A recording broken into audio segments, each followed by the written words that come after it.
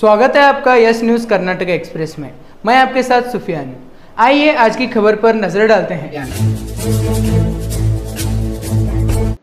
ನಿನ್ನೆ ವಕೀಲರ ಸಾವಿನ ಬಗ್ಗೆ ಸುದ್ದಿ ತಿಳಿದಾಗ ಬಹಳ ಆಘಾತ ಆಯಿತು. ಒಬ್ಬ ಯುವ ವಕೀಲರ ಸಾವಿನ ಸುತ್ತ ಇವತ್ತು ಅನುಮಾನಗಳು ಕಾಡ್ತಾ ಇವೆ. ಆ ವಸ್ತುಸ್ಥಿತಿ ಏನಿದೆ, ನಿಜವಾದ ಸ್ಥಿತಿ ಏನಿದೆ ಅನ್ನೋದ್ರ ಬಗ್ಗೆ ಪೊಲೀಸರು ಭೇದಿಸಬೇಕಿದೆ. ಖಂಡಿತವಾಗಿ ಪೊಲೀಸರು ಸತ್ಯಾಸತ್ಯವನ್ನು ಭೇದಿಸ್ತಾರೆ ಅಂತಕ್ಕಂಥ ವಿಶ್ವಾಸ ನಮ್ಮ ವಕೀಲರ ಸಂಘಕ್ಕಿದೆ. ಇವತ್ತು ನಾವು ಆ ವಕೀಲರ ಸಾವಿನ ಘಟನೆಯನ್ನು ಖಂಡಿಸಿ ನಾವು ಜಿಲ್ಲಾ ವಕೀಲರ ಸಂಘದ ಎಲ್ಲ ಪದಾಧಿಕಾರಿಗಳು ಸೇರಿಕೊಂಡು ನಾವು ನಮ್ಮ ಸಭಾಭವನದಲ್ಲಿ ದೊಡ್ಡ ಮೀಟಿಂಗ್ ಅನ್ನು ಮಾಡಿ ಈ ಘಟನೆಯನ್ನು ಖಂಡಿಸಿ ನಾವು ನ್ಯಾಯಾಲಯದ ಕಾರ್ಯಕಲಾಪಗಳನ್ನು ನಾವೆಲ್ಲರೂ ದೂರ ಉಳಿದಿದ್ದೇವೆ.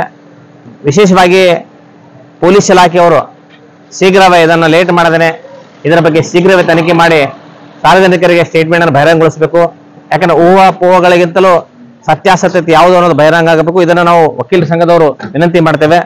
ಈ ಹಿನ್ನೆಲೆಯಲ್ಲಿ ವಕೀಲ ಸಂಘವು ಇವತ್ತು ಜಿಲ್ಲಾಧಿಕಾರಿ ಕಚೇರಿಗೆ ತೆರಳಿ ಬೈಕ್ ಮೇಲೆ ರ್ಯಾಲಿ ಮೂಲಕ ತೆರಳಿ ನಾವು ಮನವಿ ಪತ್ರವನ್ನು ಕೊಟ್ಟಿದ್ದೇವೆ. ವಿಶೇಷವಾಗಿ ಏನಂದ್ರೆ ಆ ಮನವಿ ಮೂಲಕ ಸರ್ಕಾರಕ್ಕೆ ಮತ್ತು ಮಾನ್ಯ SP ಅವರಿಗೂ ಕೂಡ ಮನವಿಯನ್ನು ಸಲ್ಲಿಸ್ತಾ ಇದ್ದೇವೆ. ಈ ಮೂಲಕ ಸರ್ಕಾರಕ್ಕೂ ಹಾಗೂ ಜಿಲ್ಲಾಧಿಕಾರಿಗಳಿಗೂ ಜಿಲ್ಲಾಡಳಿತಕ್ಕೂ ಹಾಗೂ ಪೊಲೀಸ್ ಇಲಾಖೆ ಕೂಡ ವಿನಂತಿ ಮಾಡ್ತೇವೆ. ಈ ಪ್ರಕರಣವನ್ನ ಸತ್ಯಾಸತ್ಯ ಈಗ ಯಾಕಂದ್ರೆ ಇವಾಗ ಇನ್ಫಾರ್ಮೇಶನ್ ಟೆಕ್ನಾಲಜಿ ಆಗ್ತಿದೆ, ಎಲ್ಲೆಡೆಯಲ್ಲಿಯೂ ಕೂಡ ಕಾಲ್ ರೆಕಾರ್ಡ್ಸ್ ಇರ್ತವೆ, ಆಮೇಲೆ CCTV ಕ್ಯಾಮೆರಾಗಳು ಇರ್ತವೆ. ಅವುಗಳೆಲ್ಲವನ್ನ ತನಿಖೆ ಮಾಡಿ ದಯವಿಟ್ಟು ನ್ಯಾಯ ಕೊಡಬೇಕು. ವಿಶೇಷವಾಗಿ ವಕೀಲರ ಮೇಲೆ ಅದು ಯಾವುದೇ ಒಬ್ಬ ವ್ಯಕ್ತಿ ಸಣ್ಣ ಕೃತ್ಯನೇ ಮಾಡಲಿ ದೊಡ್ಡ ಕೃತ್ಯನೇ ಮಾಡಲಿ ಏನೇ ಮಾಡಲಿ ವಕೀಲರೊಬ್ಬರು ಡ್ಯೂಟಿ ಮುಗಿಸ್ಕೊಂಡು ಹೋಗುವ ಮಧ್ಯ ಯಾವುದೇ ವ್ಯಕ್ತಿ ಯಾವುದೇ ಕೃತ್ಯ ಮಾಡಿದ್ರು ಸಹ ಅದು ಕಾನೂನು ಅಪರಾಧ. ಅದು ವಿಶೇಷವಾಗಿ ಅಡ್ವೊಕೇಟ್ ಪ್ರೊಟೆಕ್ಷನ್ ಆಕ್ಟ್ ನಡಿ ಕೂಡ ಅಪರಾಧ ಆಗ್ತದೆ. ಆ ಹಿನ್ನೆಲೆಯಲ್ಲಿ ಇದನ್ನ ಪೊಲೀಸರು ಗಮನಿಸಬೇಕು, ವಕೀಲರನ್ನ ರಕ್ಷಣೆ ಮಾಡಬೇಕು. ಬಹಳ ನೋವು ಅನಿಸ್ತದೆ. ಇತ್ತೀಚಿನ ದಿನಗಳಲ್ಲಿ ನೋಡ್ತಾ ಇದ್ರೆ ವಕೀಲರ ಮೇಲೆ ಹಲ್ಲೆ ಆಗ್ತವೆ, ವಕೀಲರ ಮೇಲೆ ಏನೇನೋ ಆಗ್ತವೆ. ಆ ದೌರ್ಜನ್ಯವನ್ನ ತಡೆತಕ್ಕೋಸ್ಕರ ಕಾಯ್ದೆ ಬಂದಿದೆ. ಆ ಹಿನ್ನೆಲೆ ಆ ಕಾಯ್ದೆ ಬಗ್ಗೆ ಮತ್ತು ವಿಶೇಷವಾಗಿರ್ತಕ್ಕಂಥ ಹೊಸ ಕಾಯ್ದೆ ಪ್ರಕಾರ ಏನೇನು ಆಕ್ಟ್ಗಳು ಅಪ್ಲೈ ಆಗ್ತಾವೋ ಅವೆಲ್ಲವನ್ನ ಅಪ್ಲೈ ಮಾಡಿ ಯಾರು ಆರೋಪಿಗಳಾದರೋ ಯಾರು ತಪ್ಪಿತಸ್ಥರಾದರೋ ಅವ್ರನ್ನ ಶಿಕ್ಷೆ ಕೊಡಿಸ್ತಕ್ಕಂಥ ಕೆಲಸವನ್ನ ಪೊಲೀಸ್ ಇಲಾಖೆಯವರು ತನಿಖೆ ಮಾಡಬೇಕು ಅಂತಕ್ಕಂಥ ವಿನಂತಿ ಮಾಡ್ತೇವೆ. ಮತ್ತು ನಾವ್ಯಾರು ವಕೀಲ ಸಂಘದ ನಿರ್ಣಯ ಮಾಡಿದ್ದೇವೆ ಇವತ್ತು ಏನಪ್ಪಾ ಅಂದ್ರೆ ಯಾರು ಆ ವಕೀಲರ ಮೇಲೆ ಮಾಡಿರ್ತಕ್ಕಂಥ ಯಾವುದೇ ಸಣ್ಣ ಕೃತ್ಯ ಇರಲಿ ದೊಡ್ಡ ಕೃತ್ಯ ಇರಲಿ ಯಾರೇ ಮಾಡಿದ್ರು ಸಹ ಅದನ್ನು ನಾವು ಅವರ ಪರವಾಗಿ ವಕಾಲತ್ತು ವಹಿಸುವುದಿಲ್ಲ ಅಂತಕ್ಕಂಥ ಒಂದು ತೀರ್ಮಾನವು ಕೂಡ ನಾವು ಮಾಡಿದ್ದೇವೆ. ಆ ಹಿನ್ನೆಲೆಯಲ್ಲಿ ಒಕ್ಕೂರಿನ ಇಡೀ ಎಲ್ಲಾ ವಕೀಲರ ಸಂಘದ ಸದಸ್ಯರು ಸೇರ್ಕೊಂಡು ಮಾಡಿದ್ದೇವೆ. ಆ ಹಿನ್ನೆಲೆಯಲ್ಲಿ ಶಾಂತಿಯುತ ನಾವು ಪ್ರತಿಭಟನೆ ಮಾಡಿದ್ದೇವೆ, ಶಾಂತಿಯುತವಾಗಿ ಮನವಿ ಮಾಡಿದ್ದೇವೆ. ಹೀಗೆ ಶಾಂತಿಯುತ ಮಾಡ್ತೇವೆ. ಅದರಿಂದ ಈ ಶಾಂತಿಯುತ ಹೋರಾಟಕ್ಕೆ ಸರ್ಕಾರ ಸ್ಪಂದಿಸಬೇಕು ಅಂತಕ್ಕಂಥ ನಮ್ರವಾದ ಮನವಿ ಮಾಡಿ ನಿಜವಾದ ಯಾರ್ಯಾರು ಆರೋಪಿಗಳಿದಾರ ತಪ್ಪಿತಸ್ಥರದಾರ ಅವ್ರು ದೌಡ್ ತನಿಖೆ ಮಾಡಿ ಅವ್ರು ಬಂಧಿಸಬೇಕು. ಆ ಬಂಧನ ಮಾಡಿ ವಿಷಯವನ್ನು ಸಾರ್ವಜನಿಕ ಬಹಿರಂಗಗೊಳಿಸಬೇಕು ಅಂತ ವಿನಂತಿಸ್ತೇನೆ. ನಮಸ್ಕಾರ. ಅಲ್ಲ ಏನ್ ಘಟನೆ ಆಗಿದೆ ಅನ್ನೋದ್ರ ಪೊಲೀಸರು ಹೇಳ್ಬೇಕು, ನಾವಲ್ಲ. ಈ ಊಹಾಪೋಹಗಳು ಆಯಾ ಸೋಷಿಯಲ್ ಮೀಡಿಯಾದಲ್ಲಿ ಒಂದು ಬರ್ತಾ ಇದೆ, TV ಮೀಡಿಯಾಗಳು ಒಂದು ಬರ್ತಾ ಇದೆ, ಪತ್ರಿಕೆಗಳಲ್ಲಿ ಒಂದು ಬರ್ತಾ ಇದೆ. ಈಗ ನಾವು ಕೂಡ ಥರ್ಡ್ ಪರ್ಸನ್ಸ್. ನಾವೆಲ್ಲ ಏನಂದ್ರೆ ನಾವು ವಕೀಲರು ಅಂದ್ರೆ ನಮ್ಮ ಸಮೂಹದ ಆದ್ಮೇಲೆ ನಮ್ಗೆ ಗೊತ್ತಾಗಿರೋದು. ಆ ಹಿನ್ನೆಲೆ ಏನಾಗಿದೆ ಅನ್ನೋದ್ರ ಬಗ್ಗೆ ಯಾರು ಹೇಳ್ಬೇಕು? ತನಿಖಾಧಿಕಾರಿಗಳು ಹೇಳ್ಬೇಕು. ಖಂಡಿತವಾಗಿ ತನಿಖೆ ಮಾಡ್ತಾರೆ ಅಂತಕ್ಕಂಥ ವಿಶ್ವಾಸ ಇದೆ. ಆ ಹಿನ್ನೆಲೆಯಲ್ಲಿ ಯಾವುದೇವಾಗಿ ನಾವು ವಕೀಲರ ಸಂಘ ಇಷ್ಟೇ ನ್ಯಾಯವಾಗಿರೋದನ್ನ ತನಿಖೆ ಮಾಡಬೇಕು, ನ್ಯಾಯವಾಗಿರೋ ತನಿಖೆ ಮಾಡಿ ಸಾರ್ವಜನಿಕ ಬಹಿರಂಗಗೊಳಿಸಬೇಕು ಅಂತಕ್ಕಂಥ ವಿನಂತಿ ಮಾಡ್ತೇವೆ. ನಮಸ್ಕಾರ. ಮಲ್ಲಿಕಾರ್ಜುನ್ ರಂಗಿಮಠ್, ಹಿರಿಯ ವಕೀಲರು, ವಿಜಯಪುರ. ಇಂದು ವಿಜಯಪುರದಲ್ಲಿ ದಿನಾಂಕ 8/8/2024 ರವಿಕುಮಾರ್ S ಮೇಲಿಕೇರಿ ಸಾಕಿನ್ ಅಗರಿಕೇಡಿ ಇವರ ದುರ್ಘಟನೆಯನ್ನು ಖಂಡಿಸಿ ಇವತ್ತು ನಮ್ಮ ವಕೀಲರ ಸಂಘದಲ್ಲಿ ಇವ್ರ ವಿರುದ್ಧ ಯಾರೇ ಜಾಮೀನು ಹಾಕಿದ್ರು ಈ ಜಾಮೀನು ಯಾರು ವಕೀಲರು ಹಾಕ್ಬಾರ್ದು ಅಂತೇಳಿ ಫಸ್ಟ್ಗೆ ನಿರ್ಣಯ ಮಂಡಿಸಲಾಯಿತು. ಸದರಿ ನಿರ್ಣಯಕ್ಕೆ ನಮ್ಮ ಎಲ್ಲ ಹಿರಿಯ ಮತ್ತು ಕಿರಿಯ ನ್ಯಾಯವಾದಿಗಳಿಗೆಲ್ಲ ಒಪ್ಪಿಕೊಂಡು ಯಾರೂ ಜಾಮೀನು ಹಾಕ್ಲಾರ ನಾವು ನೋಡ್ಕೋತೇವೆ. ಅದೇ ರೀತಿ ನಮ್ಮ ಈ ಕಾರ್ಯಕಲಾಪಗಳಿಂದ ಇವತ್ತಿನ ದಿವಸ ನಾವು ದೂರ ಉಳಿದೆವು. ಇದು ಕೋರ್ಟ್ ಕಲಾಪಗಳಿಂದ ದೂರ ಉಳಿದು ಇವತ್ತು ಜಿಲ್ಲಾಧಿಕಾರಿಗಳಿಗೆ ನಮ್ಮ ಮನವಿಯನ್ನು ಕೊಟ್ಟು ಅದೇ ರೀತಿ ವರಿಷ್ಠಾಧಿಕಾರಿಗಳಿಗೆ ಪೊಲೀಸ್ ವರಿಷ್ಠಾಧಿಕಾರಿಗಳಿಗೆ ಇವರಿಗೂ ಮನವಿ ಕೊಟ್ಟಿರ್ತೇವೆ. ಆದ ಕಾರಣ ಈ ಘಟನೆಯ ಸೂಕ್ತಾಸ್ಪೃತ್ಯತೆಯಿಂದ ಸತ್ಯಾಂಶ ಹೊರಬರುತ್ತಾನ ಇದು ಕಂಡುಹಿಡಲಿ ಪೊಲೀಸ್ ಅಧಿಕಾರಿಗಳು ಅಂತೇಳಿ ಇವತ್ತು ನಾವು ಮನವಿ ಕೊಟ್ಟಿದ್ದೆವು. ಹೀಗಾಗಿ ಪರ್ಫೆಕ್ಟಾಗಿ ಯಾವ್ದು ಐಡಿಯಾ ಇಲ್ಲ. ಆ ಸೂಕ್ತ ತನಿಖೆ ಮಾಡೋದ್ರಿಂದ ಅದು ಘಟನೆ ಏನು ಅನ್ಬೋದು ಕಂಡು ಬರ್ತದೆ. ಇವತ್ತು ಯಾಕೆ ಇದು ಕಾರ್ಯಕ್ರಮ ದೂರ ಉಳಿದೆ ಅಂದ್ರೆ ಒಬ್ಬ ಯುವ ವಕೀಲ, ಆ ವಕೀಲರು ಇದೇ ಟೈಮ್ ಇದೆ ಘಟನೆ ಅವ್ರದ್ದು ಏನೇ ವೈಯಕ್ತಿಕ ಇರ್ಲಕ್ಕ ಆ ವಕೀಲರಿಂತ ಅನಾಹುತ ಘಟನೆ ನೋಡಿದ್ರೆ ಅದು ಒಂದು ಟೈಪ್ ಇದು ಒಂದು ಚಿತ್ರ ವಿಷಯ ಅನ್ನಿಸ್ತದೆ, ಅನುಮಾನಾಸ್ಪದ ಅನ್ನಿಸ್ತದೆ. ಹೀಗಾಗಿ ಆ ಘಟನೆ ಸತ್ಯಾಸತ್ಯ ಹೊರಗೆ ಬರೋ ಸಂಬಂಧ ನಾವು ಕೋರ್ಟ್ ಕಾರ್ಯಕ್ರಮ ದೂರ ಉಳಿದೆವು.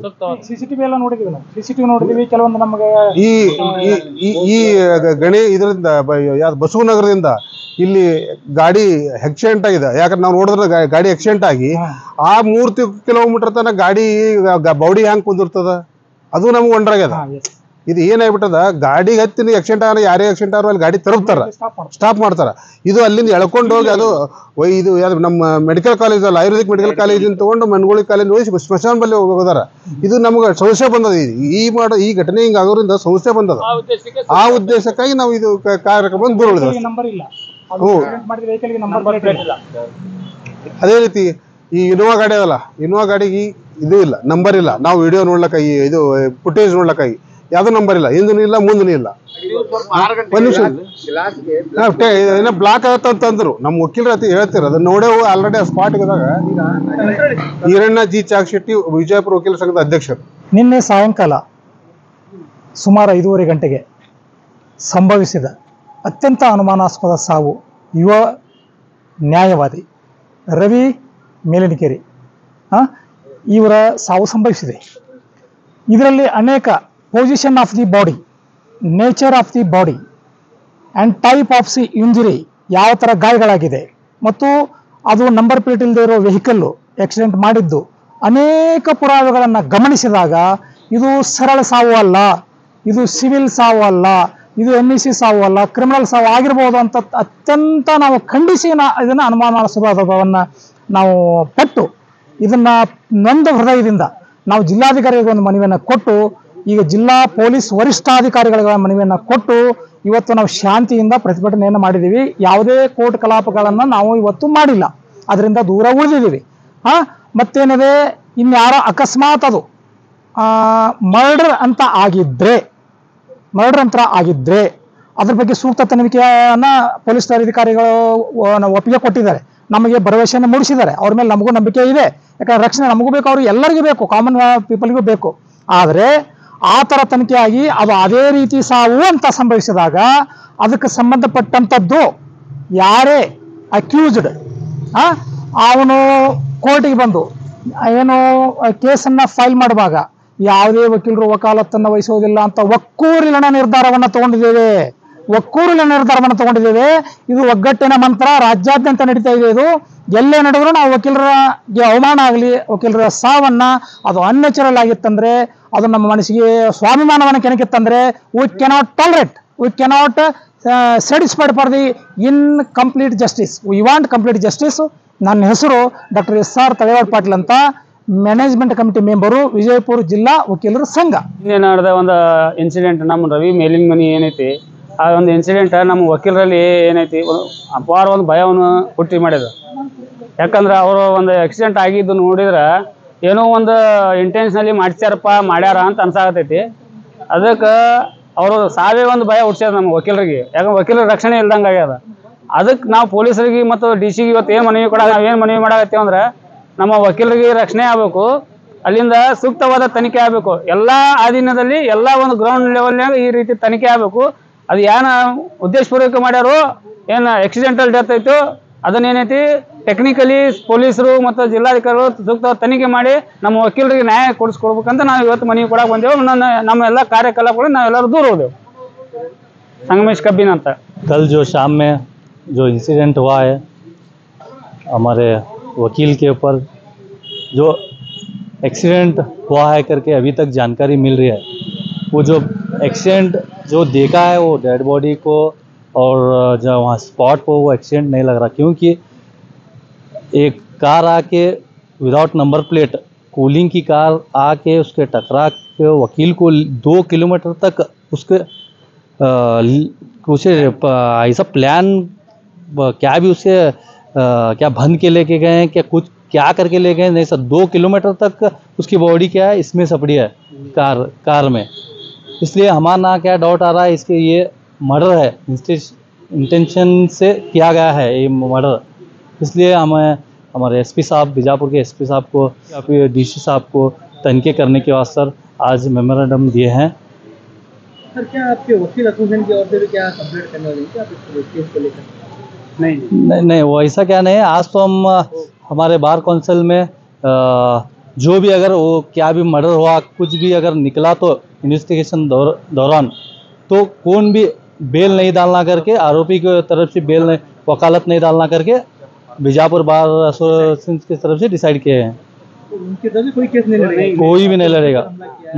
कोई अगर साबित होता है तो हाँ, कौन भी वकालत नहीं डालेंगे। हाँ, फिलहाल इन्वेस्टिगेशन के असर हमारे एसपी साहब को, डीसी साहब को जाके ये कर रहे हैं हम। अब आज भी करेंगे, कल भी जाएंगे, जब तक पूरी तनके नहीं होती तब तक हमें प्रेशर डालेंगे।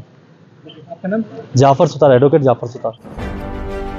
ಯಾವುದೇ ಹೊಸ ಸುದ್ದಿಯನ್ನ ನೋಡಲು ನಮ್ಮ ಎಸ್ ನ್ಯೂಸ್ ಕರ್ನಾಟಕ ಎಕ್ಸ್‌ಪ್ರೆಸ್ ನ ನೋಡ್ತಾ ಇರಿ, ಹಾಗೆ ನಮ್ಮ ಚಾನೆಲ್ ನ ಸಬ್ಸ್ಕ್ರೈಬ್ ಮಾಡಿ, ಬಾಜು ಇರುವ ಬೆಲ್ ಐಕಾನ್ ಅನ್ನ ಕ್ಲಿಕ್ ಮಾಡಿ, ಹಾಗೆ ನಮ್ಮ ಚಾನೆಲ್ ನ ಲೈಕ್ ಮಾಡಿ, ಶೇರ್ ಮಾಡಿ. ನಮ್ಮ ನಡೆ ಸತ್ಯದ ಕಡೆ.